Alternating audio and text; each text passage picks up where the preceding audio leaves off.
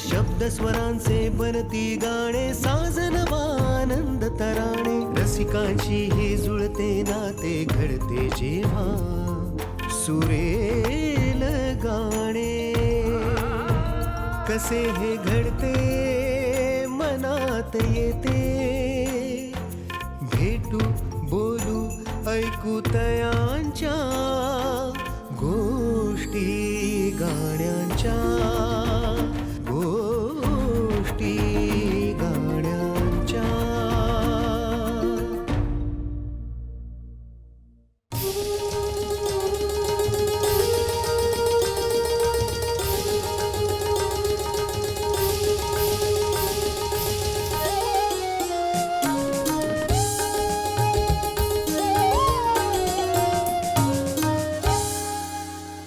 नमस्कार. गोष्टी गाण्यांच्या कार्यक्रमात आपल्या सगळ्यांचं स्वागत आहे. रसिक हो, पूर्वीच्या काळी म्हणजे पुराण काळामध्ये आपण अनेक कथा ऐकलेल्या आहेत. म्हणजे संगीताची महती ही अगदी त्या काळापासून वेद काळापासून सुरू झालेली आहे. आणि जेव्हा आपण पुराण काळात एखादी कथा ऐकायचो की इंद्राचा दरबार भरलेला आहे आणि त्या इंद्राच्या दरबारात गंधर्व गायन सुरू आहे. पण मंडळी, आजही ते शक्य आहे बरं का. म्हणजे या कथा फक्त पुराणात राहिलेल्या नाही आहेत, तर आजच्या काळात देखील असंच गंधर्व गायन या इथे या भूतलावर आपण ऐकू शकणार आहोत. ऐकूया. पंचतुंड नररुंड मालधर, पंचतुंड नररुंड मालधर, पार्वतीश आदिनमितो, पार्वतीश आदिनमितो, विघ्नवर्गनग भग्न कराया, विघ्नवर्गनग भग्न कराया, विघ्नेश्वर गणपती मगतो, विघ्नेश्वर गणपती मगतो, पंचतुंड नररुंड मालधर, पंचतुंड नररुंड मालधर.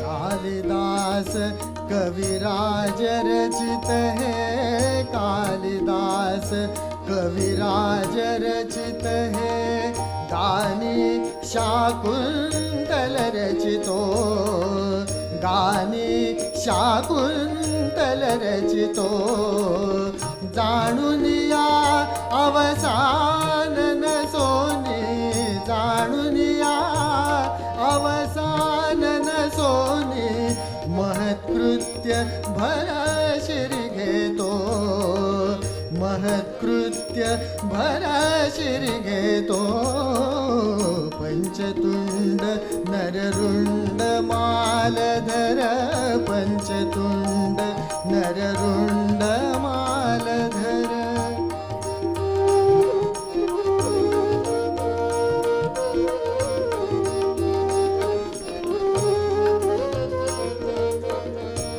ईश्वराचा लेश मिळे तर, ईश्वराचा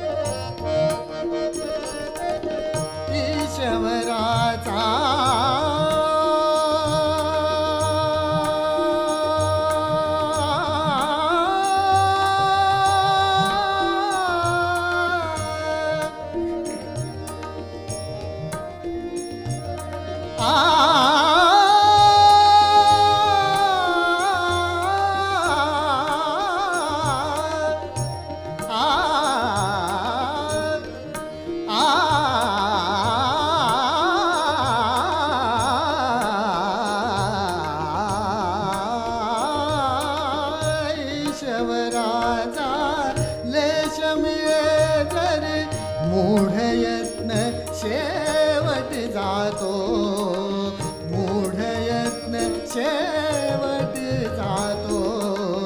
या न्याय बलवत कवी निजवा पुष्पी रसिकार्चन करीतो. या न्याय बलवत कवी निजवा पुष्पी रसिकार्चन करीतो. पंचतुंड नररुंड मालधर, पंचतुंड नररुंड मालधर, पार्वतीश आदि नमितो. विघ्नवर्ग नग भग्न कराया, विघ्नेश्वर गणपती मगतो. पंचतुंड नररुंड मालधर, पंचतुंड नररुंड मालधर, पंचतुंड नररुंड मालधर. रसिको, नांदीनंतर पडदा उघडला की त्यानंतर असे दोन दिग्गज कलाकार आपल्या समोर असल्यानंतर ती मैफिल रंगणार यात शंकाच नाही. ज्या गंधर्वांचा मी उल्लेख केला, आनंद गंधर्व आनंद भाटे आज आपल्यासोबत आहेत. आनंदजी नमस्कार, स्वागत आहे. आणि या नांदीवर ज्यांची बोटं अगदी सहज फिरली ते प्रख्यात हार्मोनियम वादक, साऊंड इंजिनियर, संगीत संयोजक आदित्य आपल्यासोबत आहे. आदित्य, स्वागत आहे. आदित्य ओक यांचंही स्वागत करूया. खरं तर आनंदजी, तुमच्या घरीच एक मोठी परंपरा आहे. म्हणजे आनंद भाटे यांचे पणजोबा, भाटेबुवा म्हटलं जायचं त्यांना, ते ठुमरी आणि नाट्यसंगीत या क्षेत्रातले प्रसिद्ध गायक होते. त्यांची नाटक कंपनी देखील होती. म्हणजे एका दृष्टीने संगीताचा वारसा हा तुम्हाला घरातनंच मिळाला. हो, ते ठुमरी, शास्त्रीय संगीत, नाट्यसंगीत असं सगळे गायचे माझे पणजोबा. आणि नाट्यकला संगीत प्रवर्तक, नाट्यकला प्रवर्तक संगीत मंडळ अशी त्यांची नाटक कंपनी होती. आणि बालगंधर्वांचे समकालीन. बरोबर. तर त्यामुळे असं सांगतात की त्या काळी बालगंधर्वांचं आमच्या घरी येणं जाणं होतं. अरे वा. तर आणि गायनाच्या बाबतीत तेव्हापासून पिढ्यानपिढ्या बालगंधर्वांचं गाणं आमच्याकडे ऐकलं जातं. बालगंधर्व हे आमच्या घरी दैवतच आहे असं म्हणलं तर वावगं ठरणार नाही. त्यामुळे तशा रीतीने तो वारसा एक मिळालेला आहे. आणि पुढे त्यांचंच गाणं, बालगंधर्वांचं गाणं खऱ्या अर्थाने तुम्ही आमच्या पिढीला किंवा पुढच्या पिढीला उलगडून दाखवलं. ते तुमच्याच मुळे आम्हाला बघायला मिळालं. कारण बालगंधर्व हा तुमचा एक वारसा तुम्ही जपलेला आहे त्यांच्या स्वरांचा. आणि पंडित भीमसेन जोशी यांच्याकडेही तुमचं शिक्षण झालं. त्यामुळे पंडित भीमसेन जोशींची गायकी आणि बालगंधर्वांची गायकी ही खऱ्या अर्थाने आम्हाला तुमच्याकडनं ऐकायला मिळाली. वयाच्या 10व्या वर्षी पहिला मोठा कार्यक्रम ज्याला म्हणता येईल तो तुम्ही केलात. आणि तिथून एक प्रकारचा प्रवास तुमचा गाण्याचा सुरू झाला. तुमच्या दोघांच्या बाबतीत बोलायचं झालं तर आज गाण्यांच्या गोष्टी आहेत, तर तुमच्या दोघांचा पहिला टप्पा म्हणता येईल का बालगंधर्व हा चित्रपट, की त्याआधीही काही काम झालं होतं एकत्र? नाही, बालगंधर्वांच्या निमित्तानेच आम्ही भेटलो. म्हणजे आता मागे वळून बघितलं तर ते आम्हाला आश्चर्य वाटतं की इतके त्याच्या आधी सुद्धा आम्ही आमचे कार्यक्रम करायचो. या क्षेत्रात खूप वर्ष होतो. बरोबर. पण समाव तो योग येत नव्हता. आणि बालगंधर्व सिनेमाच्या निमित्ताने तो योग चांगला जुळून आला. आणि मग तेव्हापासून जी घट्ट मैत्री झाली ती अजूनही टिकून आहे. आणि एकत्रित काम सुरू झालं. गोष्टी गाण्यांच्या. आदित्य, कसं आहे की साऊंड इंजिनियर किंवा संगीत संयोजन हे अजूनही लोकांच्या लक्षात येत नाही. कदाचित तुला सुरुवातीला काही लोकांनी विचारलं असेल की म्हणजे तू नेमकं काय करतोस. तर मला असं वाटतं की हे नेमकं काय करतोस हे तुला स्वतःला कधी सापडलं आणि आज लोकांना काय सांगशील? खरं म्हणजे संगीत संयोजन मला स्वतःला करता येतं किंवा थोडाफार मी प्रयत्न करू शकतो ह्याची जाणीव मला आजपर्यंत झालेली नाही आहे खरं सांगायचं तर. कारण का कॉलेजमध्ये असताना आत्ताचा आपला खूप चांगला मित्र आणि अतिशय उत्तम संगीत संयोजक कमलेश भडकमकर ह्याच्या हाताखाली खूप कार्यक्रम करायचा योग आला. तेव्हा कमलेशनी केलेली अरेंजमेंट खूप बघण्याचा योग आला. त्याच्यामुळे त्याच्याकडनं शिकण्याचा खूप साऱ्या संधी उपलब्ध झाल्या. आणि त्याच्याशिवाय आपल्या चित्रपट संगीतसृष्टीमध्ये लोकांनी जे आधी काम करून ठेवलेलं आहे बरोबर. तेही बघून त्याचाही थोडा अभ्यास करून असं म्हणूया आपण की संगीत संयोजन हा आपण एक प्रयत्न करायचा म्हणजे चालू ठेवलेला आहे. मी स्वतःला संगीत संयोजक मानत नाही, मी स्वतःला एक उत्तम हार्मोनियम प्लेअर स्वतःला म्हणतो मी, खरं. आणि साऊंड इंजिनियर म्हणतो. संयोजन हे 1+1 म्हणतो तसं फ्री त्याच्याबरोबर आलेलं आहे. बरोबर. परंतु तू म्हणलीस ते खूप बरोबर आहे की नक्की काय करतोस. म्हणजे आत्ता रिसेंटली कोविडच्या काळाच्या आधी बंदिश बँडिट्स नावाची सिरीज आली, त्याचं संगीत संयोजन मला करण्याचं भाग्य मिळालं शंकरजींच्या संगीत संयोजनाखाली. तर 2 वर्षानंतर माझी मुलगीच मला आयपॅडवरनं गाणं ऐकवायला आली की बाबा हे गाणं किती छान आहे, तू ऐकलंयस का.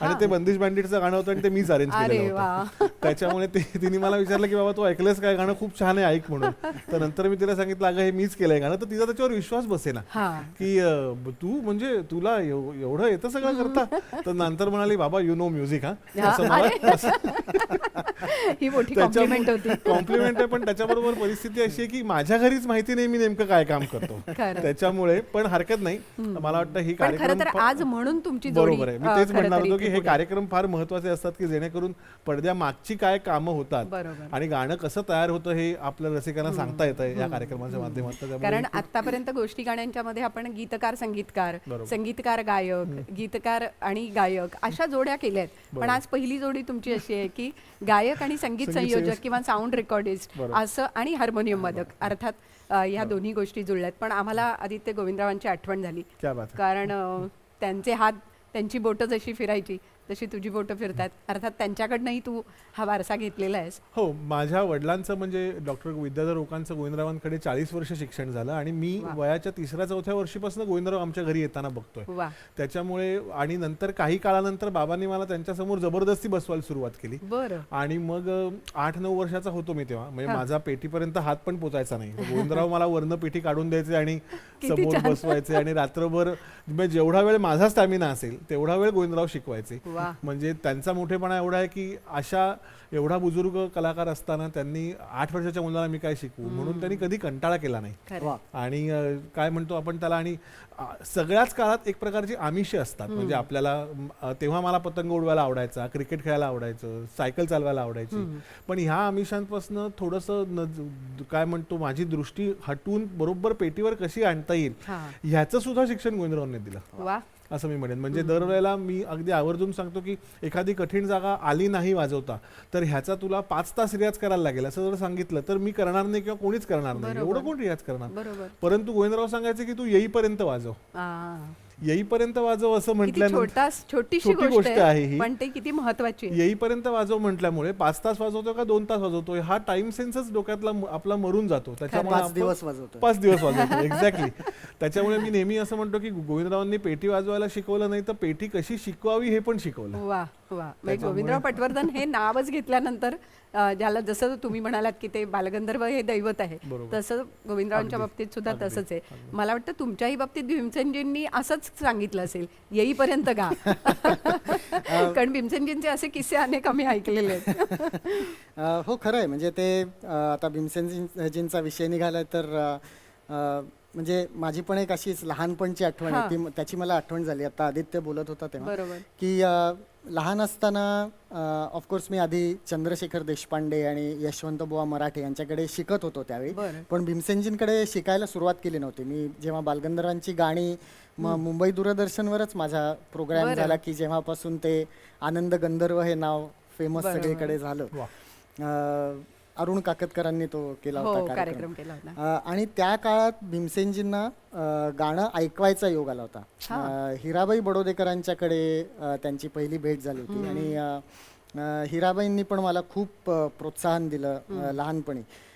त्यांच्याकडे कोणी दिग्गज कलाकार आले की त्या मला बोलवायच्या आणि त्यांच्याकडे त्यांच्या पुढे गायला सांगायचं. तर खूप दिग्गज लोकांच्या भेटी झाल्या. भीमसेनजींची भेट तिथेच झाली. आणि जेव्हा मग आम्ही त्यांच्याकडे जाऊन 2 गाणी त्यांना ऐकवली तर भीमसेनजींनी त्यावेळी लहान मुलगा आणि बालगंधर्वांची गाणी गातोय म्हणून कौतुकही केलं. आणि त्याच्याच बरोबर एक मजेदार गोष्ट सांगितली की त्यांनी सांगितलं की रियाज जसा आवाजाचा करायला पाहिजे तसाच व्यायामही करायला पाहिजे. आणि असं स्वतःचं मनगट दाखवलं की असं मनगट झालं पाहिजे, इतका व्यायाम करायला पाहिजे.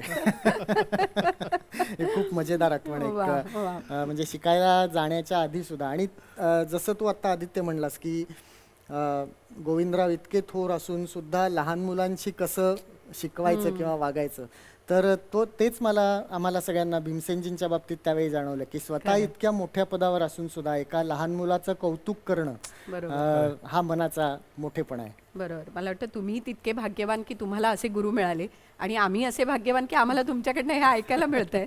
आणि मग बालगंधर्व चित्रपट जेव्हा झाला तेव्हा खरंच त्या बालगंधर्वांच्या सगळ्या आठवणी चित्रपटाच्या रूपाने पुढे आल्या. आणि मग त्यापूर्वी मला वाटतं चित्रपटासाठी तुम्ही गायन केलेलं नाही.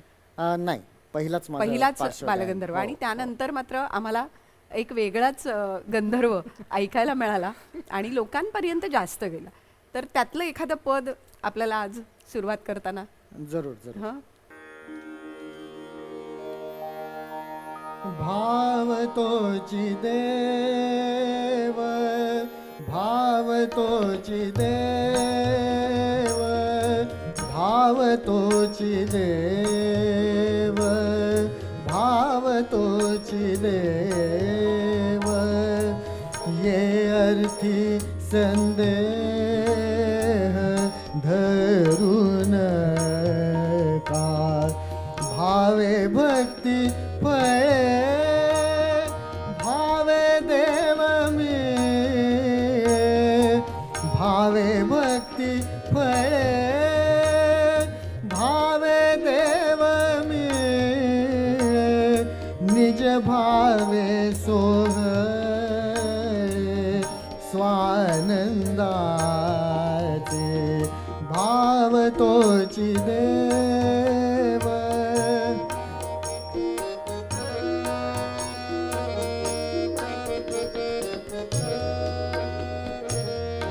एका जनार्दनी भावची कारण, एका जनार्दनी भावची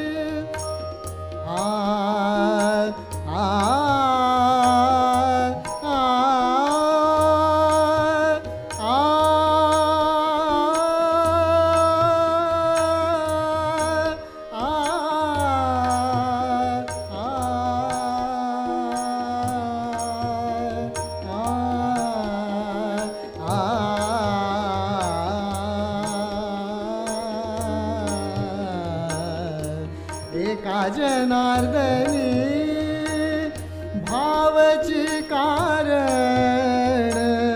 सच्चिदानंदाची, सच्चिदानंदाची दावी खूण, भाव तोची देव, भाव तोची देव, भाव तोची देव.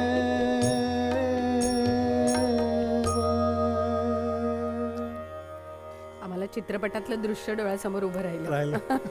आणि संगीताच्या बाबतीत भावतोची देव हा पण भाग खरंच आहे. तितकाच महत्वाचा आहे. पण आदित्य, या गाण्यामागे काही गोष्ट घडली होती का? काय झालं होतं नेमकं? गाण्यामागे अशी गोष्ट अशी घडली नव्हती, परंतु अतिशय महत्वाची घटना किंवा मी असं म्हणेन की आशीर्वाद घडला होता असं म्हणून गोष्टीपेक्षा. कारण का चित्रपटाच्या शूटिंगची सुरुवात ज्या दिवशी झाली त्या दिवशी ह्या गाण्याचं शूटिंग पहिल्यांदा झालं होतं. म्हणजे ह्या गाण्याच्या शूटिंगने चित्रपटाच्या शूटिंगची सुरुवात झाली. आणि प्रभात सिनेमाच्या तिथेच ह्या चित्रपट गाण्याचंही शूटिंग चाललं होतं. आणि आमचे सिनेमॅटोग्राफर महेश लिमये हे प्रभातचा तिकडे एक जुना कॅमेरा होता. तो कॅमेरा त्यांनी तिथे संग्रही म्हणून ठेवला होता. आणि हा जेव्हा सुबोध भावे आणि ह्यांचा सगळ्यांचा सेट रेडी झाला आणि सुबोध जेव्हा बालगंधर्व म्हणून तिकडे बसला तेव्हा महेशनी सहज म्हणून त्या कॅमेऱ्यातनं तो सीन बघितला. आणि महेश असं म्हणाला की मला असं वाटतं की मी बहुतेक 1935 सालचा धर्मात्माच बघतोय म्हणून त्याच्यामध्ये. म्हणजे ज्या चित्रपटाचं इव्हन संगीत करताना सुद्धा ही गोष्ट आम्हाला वारंवार जाणवली की हे कोणीतरी करून घेत आहे आपल्याकडनं. म्हणजे मला असं वाटतं की जेव्हा त्यांनीच ठरवलेलं असतं की माझं काम लोकांपुढे परत नव्या स्वरूपात यावं तेव्हाच ते होऊ शकतं. आणि हा जो आशीर्वाद आहे तो मला वाटतं ह्या गाण्याच्या रूपाने चित्रपटाला आम्हाला मिळाला. आणि त्याच्यानंतर पुढचे 33 दिवस या चित्रपटाचं शूटिंग सलग सुरू राहिलं, एकही दिवस सुट्टी न घेता. आणि चित्रपटाचं शूटिंग पूर्ण झालं. त्याच्यामुळे मी असं म्हणेन की या गाण्याची गोष्ट नाहीये, या गाण्याचा आशीर्वाद आहे. तो आशीर्वादच खूप महत्वाचा होता, कारण त्या सिनेमाची सुरुवात आणि या गाण्याने झालेली सुरुवात. गोष्टी गाण्यांच्या आशीर्वाद घेत असतानाच जेव्हा चित्रपट म्हणतो म्हणजे माध्यमांतर जेव्हा होतं, नाटकं आपण बालगंधर्वांची अनेक अनुभवलेली आहेत, पाहिलेली आहेत, ऐकलेली आहेत, अशी माणसं आहेत आजही. पण नाटकात एखादं पद असणं आणि चित्रपटात एखादं पद असणं याच्यामध्ये पुन्हा थोडासा फरक असेल. नक्कीच, मला वाटतं या चित्रपटात सुद्धा असं काही झालंय का? एका गाण्याच्या बाबतीत असं झालेलं हा. आहे आणि ते इतकं महत्त्वाचं होतं की नाटकात ते जे गाणं येतं हा. आणि चित्रपटात ते गाणं ज्या परिस्थितीत येतं या अगदी विरुद्ध सिच्युएशन्स होत्या. बरं. नाही मी बोलत नाथा हे जे गाणं आहे तर मानापमान नाटकामध्ये हे अतिशय आनंदी अतिशय रोमॅन्टिक बरोबर. गाणं आहे आणि चित्रपटात मात्र तो संगीत मानापमानचा पहिला प्रयोग जो दाखवलाय त्याच्यात ते गाणं येतं हा. की ज्याच्या आधी अतिशय दुःखद घटना बालगंधर्वांच्या वैयक्तिक जीवनात घडली होती. त्यांची मुलगी गेली आणि त्या दुःखात ते होते आणि तरी सुद्धा ते म्हणले की नाही मी हा प्रयोग करणार आणि माझं वैयक्तिक दुःख मी भामिनीच्या आड येऊन देणार नाही. तर अशा भावनेने त्यांनी तो पहिला प्रयोग केला. तर त्याच्यामुळे कसं झालं की चित्रपटातला जो ऑडियन्स आहे त्याला दुःखी सिच्युएशन माहितीये, पण चित्रपटात जो नाटकाचा ऑडियन्स दिसतोय त्याला ते आनंदी सिच्युएशन आहे. असा तो ते दुहेरी सिच्युएशन आहे ती. तर त्याच्यामुळे आमचा जो दिग्दर्शक आहे रवी जाधव तर त्याचा दृष्टिकोन ह्या बाबतीत असा होता की जसं नाटकातले बालगंधर्व हे रोमॅन्टिक गाणं म्हणतायत आणि ते नाथा म्हणजे नाटकातल्या धैर्यधराला उद्देशून भामिनी म्हणते बरोबर, तसेच सिनेमातले बालगंधर्व नाथा म्हणून जणू काही ईश्वराला आळवतात. बरं. आणि की दृष्टिकोनच बदलून गेला. हा आणि त्याच्यामुळे आम्ही पहिल्यांदी नेहमीसारखं रेकॉर्ड केलं ते गाणं, पण मग त्याच्यात ते फक्त नाटकातलं गाणं वाटायला लागलं, ते चित्रपटातला मूड त्याच्यात येईना. बरोबर. तर म्हणून मग त्याच्यात असा बदल केला गेला की एक प्रकारचा जो पुकार होता गंधर्वांचा तर तो आम्ही एक वरचा सूर लावून वरचा षड्ज लावून आणि एक तान घेऊन तो दाखवला आणि मग गाणं सुरू केलं. तर मी एक छोटीशी झलक त्याची दाखवतो. नक्कीच आम्हाला ऐकायला आवडेल. नाथा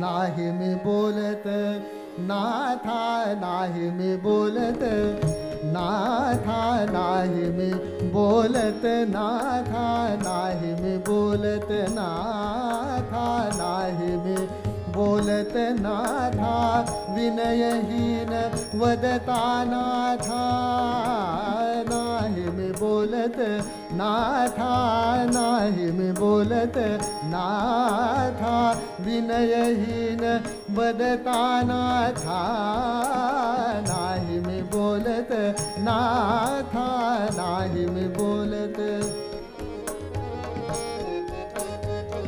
नाथा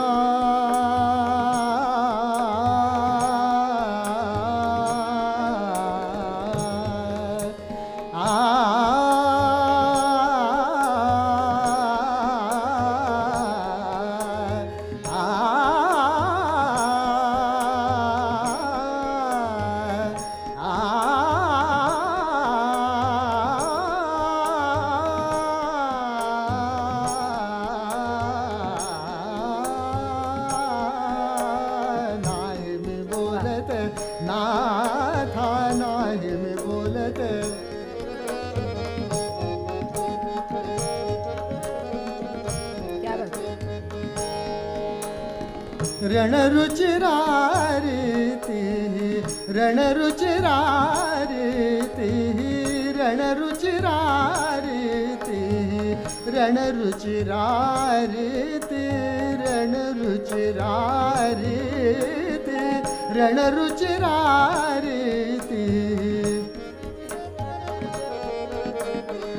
रणरुचिरा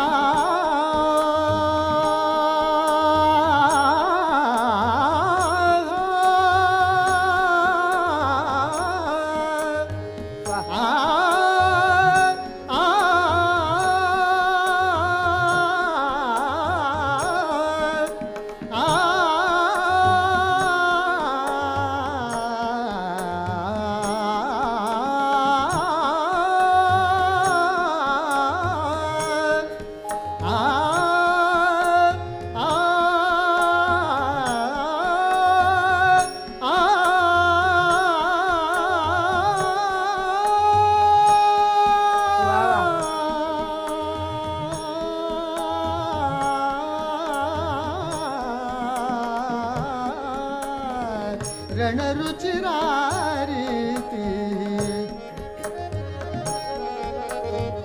रणरुचिरारीती नाशोभे प्रेमाती नाशोभे प्रेमाती विनयवती मी कांता नाही मी बोलत नाथा नाही मी बोलत नाथा नाही मी बोलत नाथा नाही मी बोलत नाथा नाही मी बोलत नाथा नाही मी बोलत नाथा नाही मी बोलत नाथा नाही मी बोलत नाथा नाही मी बोलत नाथा नाही मी बोलत नाथा नाही मी बोलत नाथा. वा वा.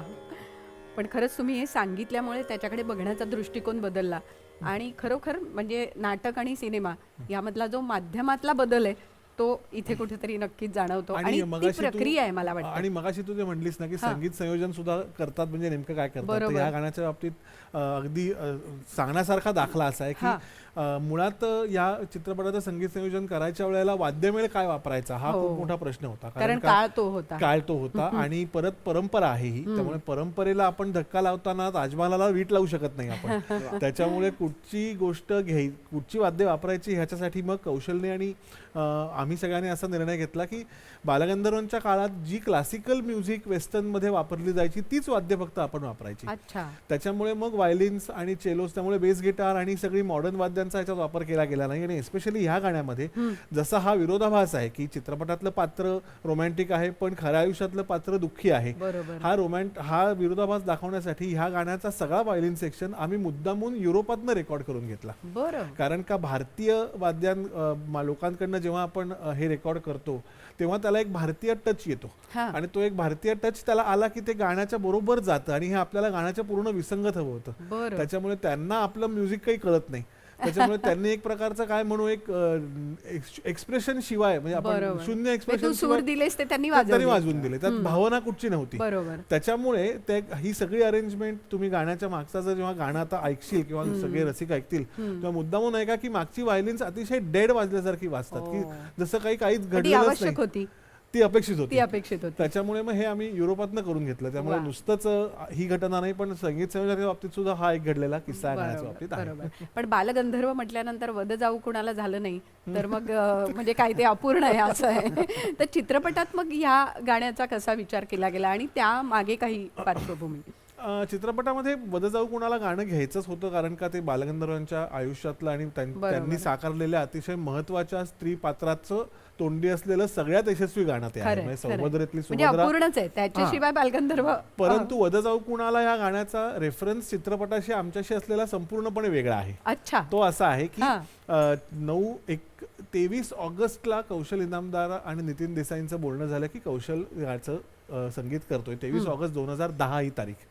24 ऑगस्टला कौशलने मला फोन केला की पुढचे 6-7 महिने काही काम घेऊ नकोस, आपल्याला ह्या चित्रपटाचं म्युझिक करायचं आणि मला तू हवा आहेस. त्यामुळे 24 तारखेपासून जसं आपण एखाद्या ऑफिसमध्ये नोकरीला जातो तसं आम्ही नितीन देसाईंच्या स्टुडिओत जायचो आणि काम सुरू करायचो. आणि त्याच्यानंतर 9 नोव्हेंबरला चित्रपटाचा मुहूर्त करायचं ठरलं होतं आणि तेव्हा नितीनजी आम्हाला म्हणाले की आपण नांदिनी चित्रपटाची मुहूर्ताची आपण गाणं म्हणून नांदी घेऊया आणि त्याच्यासाठी अतिशय महत्वाचा घटक राहणार तो म्हणजे गायक. आता गायक कोण?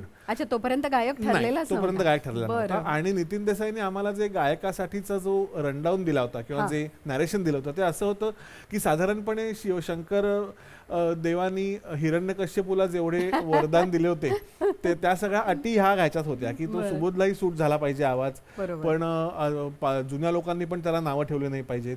परंतु बालगंधर्वांचा आवाज मुळात पातळ होता खूप, पण सुबोधची पर्सनॅलिटी अशी खूप पातळ नाहीये. त्यामुळे मग असा अतिशय खूप पातळ आवाज पण नको जो सुबोधला सूटच होणार नाही किंवा म्हणजे इतकं ते सकाळी मृत्यू नाही, संध्याकाळी नाही, बाहेर नाही, आत नाही, दिवसा नाही, रात्री नाही अशी ती सगळी कसरत होती. बरोबर. आणि आम्ही 2 महिन्यामध्ये जवळपास 40 गायकांच्या ऑडिशन्स घेतल्या बरं. आणि त्यातला एकही आवाज बालगंधर्वांचा म्हणून वाटेना. प्रत्येक आवाजाची आपापली एक खासियत होती, खूबी होती, परंतु ते काही गंधर्वांबरोबर जाईना. आणि आणि आनंदाचं चित्रपटाला आवश्यक त्या गोष्टीत बसेल. होईना. आणि आनंदाचं नाव येऊन गेलं, पण आमच्या कानावर आलं होतं की आता आनंदाचा भीमसेनजींकडे गाणं शिकतो म्हणून तो नाट्यसंगीत गात नाही. ओ. आणि शेवटी नितीन देसाईंनी आम्हाला एक दिवस केबिन मध्ये बोलवलं आणि विचारलं की तुम्हाला जमणार आहे ना म्हणजे करायला हे सगळं. तर कौशल म्हटला की हो आम्ही करतो दादा, आणि बाहेर आला. आणि आम्ही कौशल म्हटला की आपण आत्ताच्या आत्ता पुण्याला जायचंय आणि आनंददादांकडे जाऊन भेटायचंय बरं. आणि त्यांना आपण त्यांच्याशी बोलायचं ह्या बाबतीत.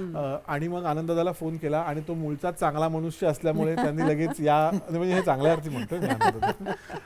गोष्टी गाण्यांच्या. तो म्हणाला की या तुम्ही, आणि आम्ही तिथे गेलो आनंददाच्या घरी. आणि प्रसाद पाध्ये आपला मित्र तबलजी, त्यालाही बरोबर तबल्यासकट घेऊन गेलो. अच्छा. आणि गाडीत मी कौशलला विचारलं की तू आनंददादांची काय बोलणार आहेस, म्हणजे आपण अशा गायकाच्या घरी जाऊन त्यांना काय सांगायचं की तुमचं जरा गाणं आम्हाला ऐकवा, ते जर आवडलं ऑडिशन द्या जरा. तुमचं गाणं आम्हाला जर आवडलं तर आम्ही चित्रपटात घेतो, नाही तर काय आम्ही तुम्हाला हे तू सांगणारच कसं. तर कौशल म्हणला मला माहिती नाहीये मी कसं सांगणार आहे, पण तू मला आता टेन्शन देऊ नकोस, आपण तिकडे जाऊन बघूया. आणि मग तिकडे गेलो आनंददाच्या घरी. आणि मग गप्पा झाल्यानंतर योगायोगाने सुबोधनी ऑलरेडी आनंददाशी काही महिन्यांपूर्वी बोलून ठेवलं होतं की मी हा चित्रपट करतोय म्हणून. त्यामुळे त्याच्या कानावर ही गोष्ट होती, विषय माहिती होता. आणि मग कौशल म्हटला की असं असं आहे, पण तो म्हणाला जशी एक स्क्रीन टेस्ट असते तशी आपल्याला एक व्हॉइस टेस्ट घ्यायला लागेल. तर त्यालाही आनंददा हो म्हणला. मग आम्ही स्टुडिओत गेलो आणि त्या स्टुडिओत गेल्यानंतर आनंददादांनी पहिल्यांदा बद जाऊ कुणाला गायलं आणि जो पहिला आलाप घेतला वरच्या मध्यमावर जाणारा, तो घेतल्या कौशलनी आणि मी एकमेकांकडे असं चमकून बघितलं आणि आपल्याला ती युरेका मोमेंट मिळाली की आपल्याला गांधर्वाचा गायक मिळाला. असा हा रेफरन्स आणि त्याचा व्हिडिओ पण आहे कौशलनी केलेला. आणि तो असं आम्ही दोघं एकदम चमक डोळ्यात जी आलेली आहे की एवढी 40-45 गायकांच्या ऑडिशन झाल्यानंतर जे आपण शोधतोय ते आपल्याला मिळालं. त्यामुळे ह्या गाण्याचा रेफरन्स आमच्या आयुष्यात की महाराष्ट्राला बालगंधर्वांचा आवाज ह्या पिढीचा मिळवून देण्याचं काम केलेलं आहे. मला असं वाटतं की या निमित्ताने ते गाणं ऐकायला पाहिजे. त्यामुळे मलाही त्याच्यानंतर वद जाऊ कुणाला हे गाणं म्हणलं की आधी सुद्धा मी ते गातच होतो, बरोबर, परंतु बालगंधर्व सिनेमाशी माझे योग जुळण्याचा एक चांगला योग जुळून आला या गाण्यामुळे. तो धागा होता खरं. नंतरही गाताना आता तुम्हाला ते जास्त तो रेफरन्स जास्त आठवतो. आज ऐकूया. जरूर. वद जाऊ कुणाला शरण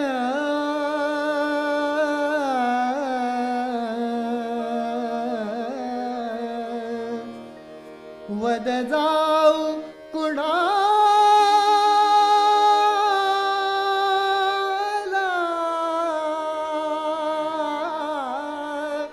शरण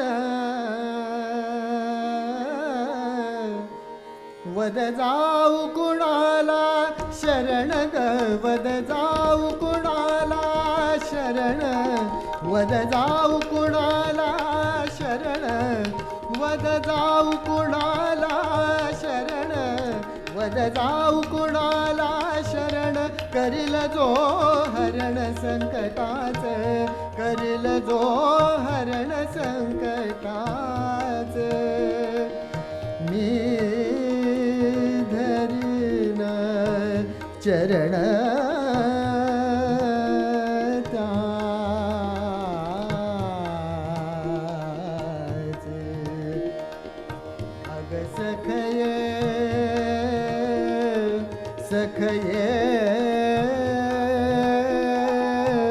सखये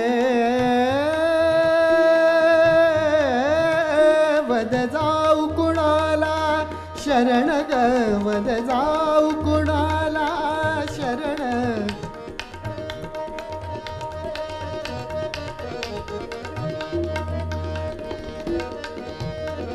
जे कर जोडून मज पुढे जे कर जोडून मज पुढे नाचले खबे यादवा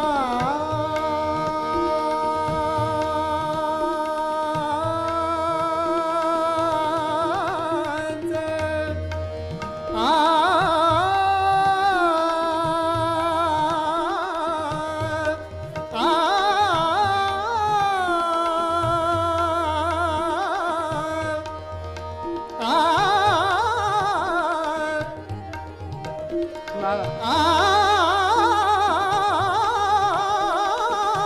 क्या बात है. आहा.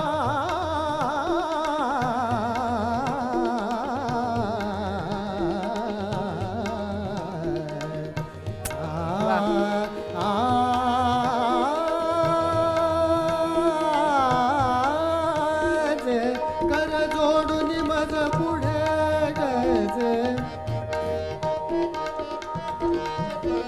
जे कर जोडून मज पुढे नाचले थवे यादवांचे नाचले थवे यादवांचे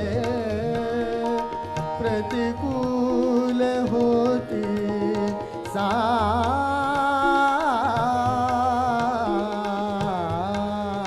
साचे सखये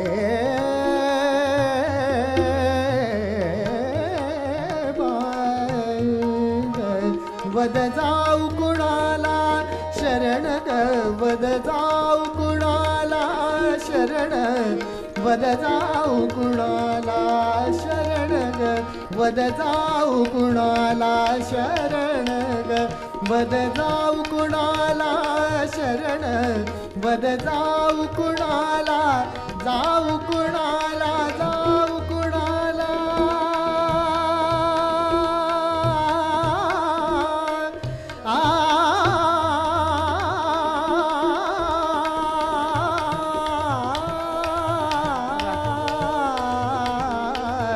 वद जाऊ कुणाला शरण वद जाऊ कुणाला शरण ग वद जाऊ कुणाला जाऊ कुणाला जाऊ कुणाला शरण.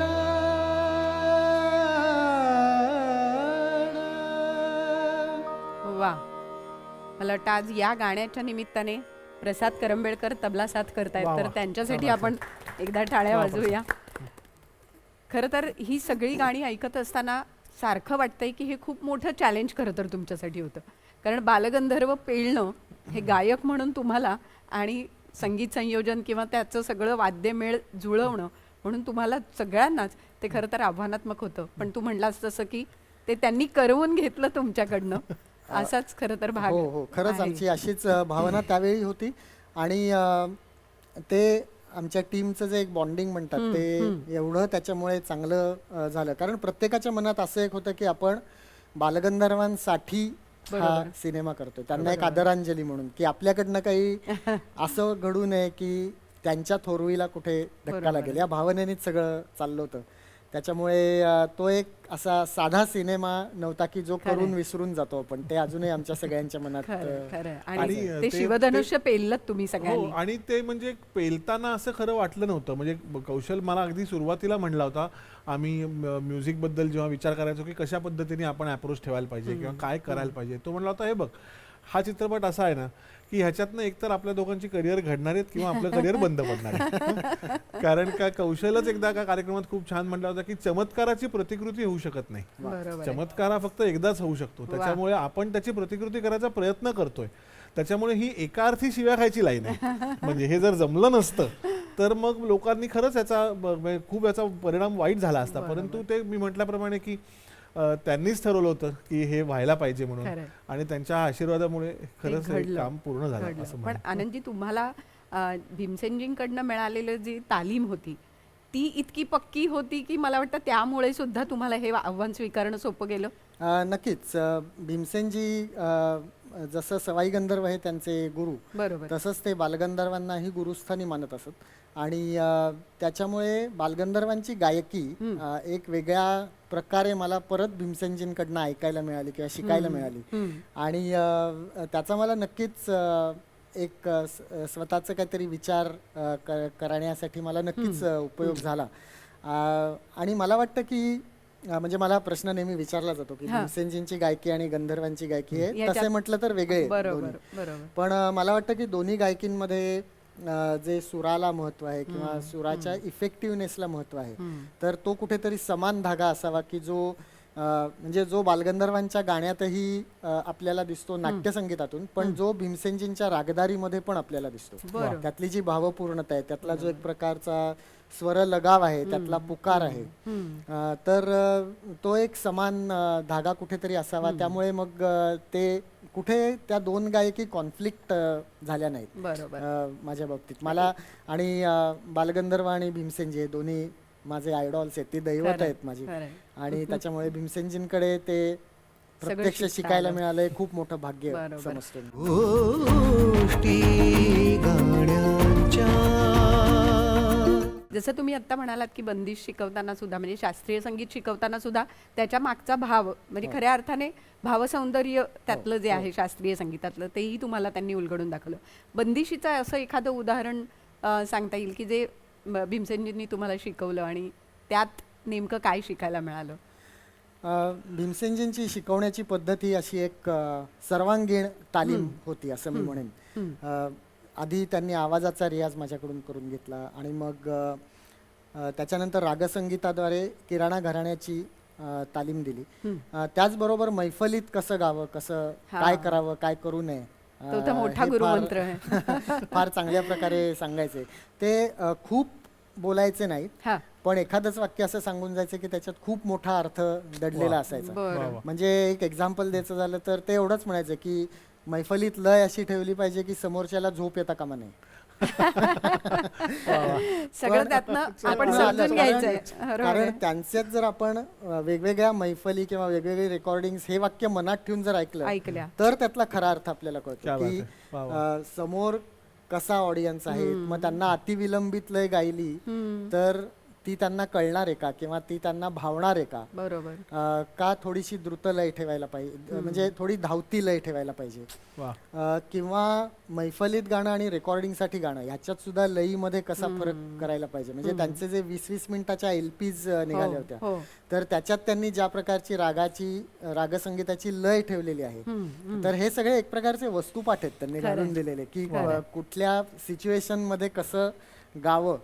आणि त्या काळी त्यांनी इतक्या मैफिली केल्या आहेत, म्हणजे चक्री मैफिली म्हणायचे त्यांच्या नक्कीच. मैफिलींना, की आज इथे उद्या तिथे.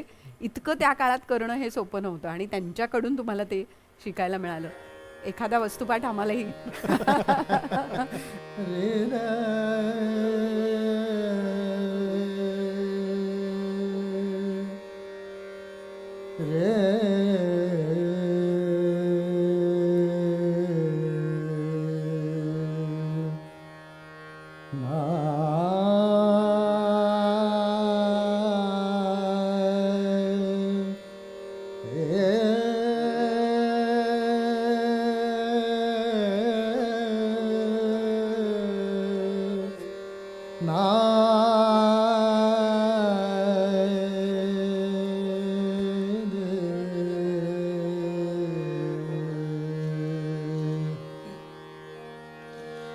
तरपतर नदना तरपतर नादना तरपतर नादना पिया बिन मोर ना तरसे तरपतर नादना तरपतर नादना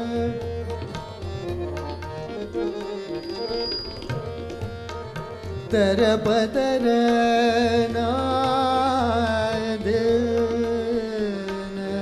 तरपत तरपत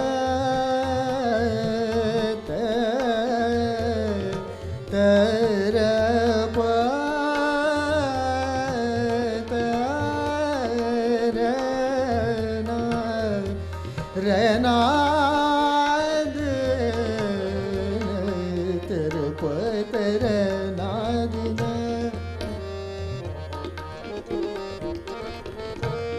रना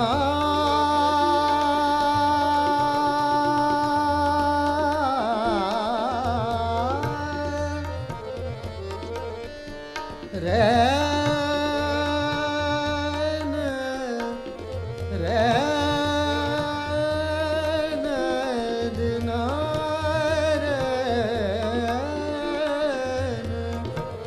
तरपत रना रना रना दिन तरपत रना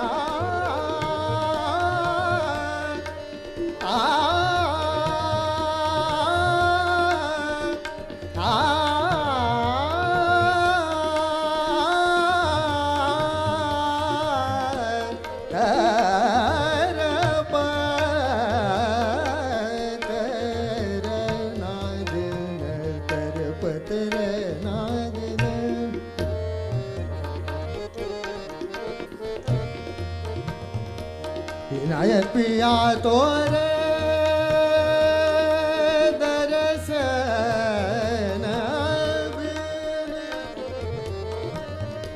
दर्शन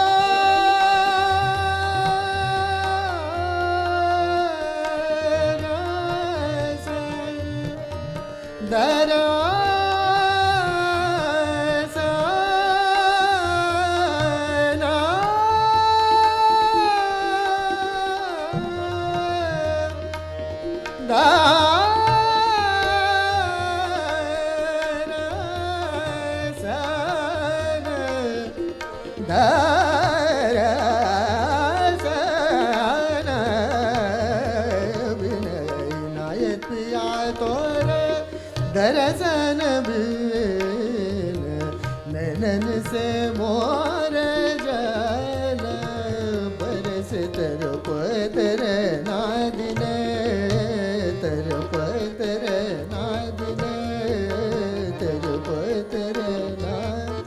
वा वा, क्या बात आहे, क्या बात आहे.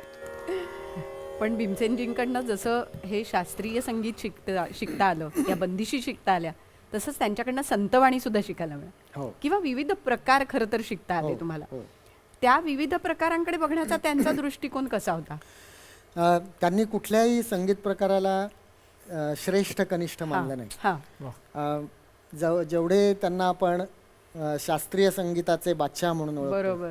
तर तेवढीच त्यांची संतवाणी अक्षरशः खेडोपाडी त्यांनी खरोखर. पोचवली. तसंच भावसंगीतही त्यांनी म्हणलं, त्याला सुद्धा कमी लेखलं नाही कुठे. नाट्यसंगीत म्हणलं, आणि हे सगळे प्रकार त्यांनी इतक्या उंचीवर नेऊन ठेवले की त्यांनी ते दाखवूनच दिलं की शास्त्रीय संगीत गाणाऱ्यांना कुठल्याही इतर प्रकारांना कमी लेखायची गरज नाही, किंवा व्हाईस वर्सा. बरोबर. की नाट्यसंगीत जे प्रकर्षाने गातात त्यांनाही क्लासिकल म्युझिकला कमी लेखायची गरज नाही. कारण असं कधी कधी दुर्दैवाने आपल्याला होताना दिसतं, बरोबर, की नाट्यसंगीत गाणारे पण असं म्हणतात की क्लासिकल गाणाऱ्यांच्याकडे खूप वेळ असतो पहिल्यांदा आवाज लावायला. तर तसंही नाही आहे. कारण जरी वेळ असला तरी सुद्धा असं म्हणलं जातं की रागाच्या पहिल्या फ्रेज पासून रागाचं दर्शन झालं पाहिजे, खरी आणि गोष्ट आहे. पहिल्या सुरापासून ते रागाचं नाही, ॲटमॉस्फिअर, आणि वेळ आहे याचा अर्थ पहिली 5 मिनिटं बेसूर गायला परमिशन नाहीये. किंवा असं जे आपण की पहिल्या 5 मिनिटं काहीतरी टाइमपास करतो, तसं नाही. असं नाहीये. त्या पहिल्या 5 मिनिटाचंच दर्शन घडावं लागतं. तर ते आहे. आणि त्याचबरोबर नाट्यसंगीताची चॅलेंजेस वेगळी आहेत तिथे. नाटकात गातानाची चॅलेंजेस अजून वेगळी आहेत. तर तिथे पहिली आलापी करत बसायला वेळ नाही आहे. बरोबर. तर अशी वेगवेगळ्या प्रकारची वेगवेगळी चॅलेंजेस आहेत. पण एखादं संतवाणीतलं काय ऐकवता येईल आज, आणि त्याची काही छोटीशी आठवण आहे का? जरूर. संतवाणी माझी आठवण वेगळ्या प्रकारची आहे की मी गुरुजींच्याकडे जायला लागल्यानंतर एक 4-5 वर्षांनंतर जेव्हा पहिल्यांदा त्यांच्या तानपुऱ्याच्या साथीला बसलो, बर, तर तो संतवाणीचा कार्यक्रम होता. अरे वा, आणि नुसतं एवढंच नाही तर तो दगडूहलवाई गणपतीच्या पुढे अरे वा. झालेला. वा, वा, त्यामुळे एक फार छान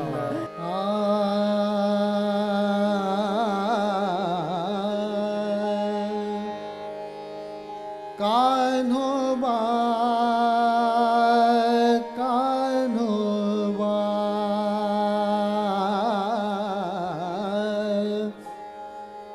कान्होबा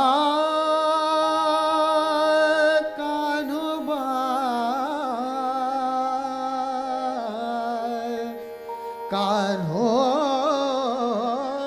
कान्होबा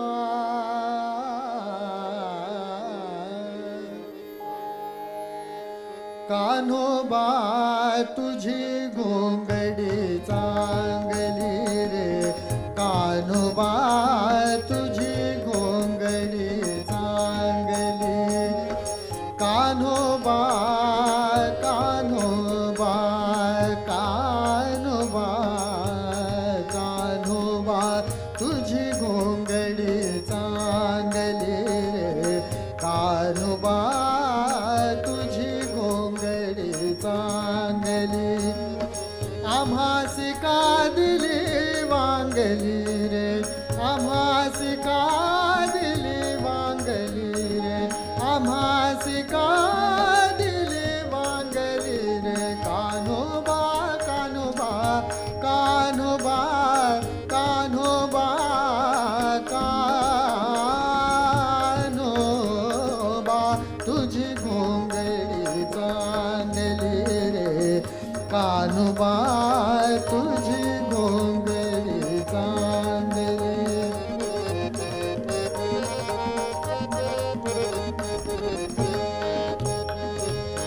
ऋषी मुनी धाता मुखी नाम गाता संदेह वृत्ती विरली रे बाप रखुमा देवी वर विठ्ठलू त्वत्पदी वृत्ती मुरली रे कान्होबा कान्होबा कान्होबा कान्होबा कान्होबा कान्होबा कान्होबा कान्होबा कान्होबा कान्होबा कान्होबा कान्होबा कान्होबा कान्होबा कान्होबा कान्होबा तुझी घोंगडी चांगली रे कान्होबा तुझी घोंगडी चांगली कान्होबा तुझी घोंगडी चांगली रे कान्होबा तुझी घोंगडी चांगली रे कान्होबा तुझी घोंगडी चांगली रे कान्होबा तुझी घोंगडी तुझी घोंगडी तुझी घोंगडी चांगली